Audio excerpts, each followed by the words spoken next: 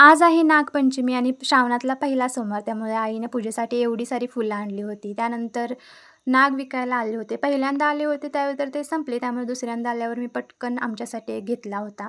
त्यानंतर छान पूजा वगैरे केली आणि आमच्याकडे असा लाह्या आणि बिजाण्याचा नैवेद्य पहिल्यांदा नागाला दाखवला जातो. बऱ्याच दिवसापासून मी व्हिडिओ अपलोड केला नव्हता, कारण आमच्या घरी थोडंसं काम चालू होतं.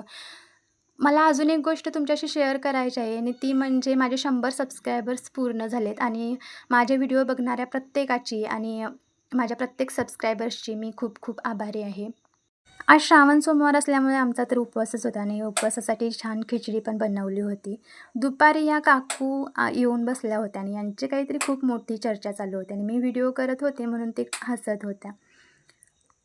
आणि नागपंचमीच्या नैवेद्यासाठी आमच्याकडे अशा उकडीच्या हळदीच्या पानातले उकडीचे कानोले बनवले जातात आणि ते कानोले पण बनवले होते नैवेद्यासाठी आणि ते पण खूप खूप छान झाले होते.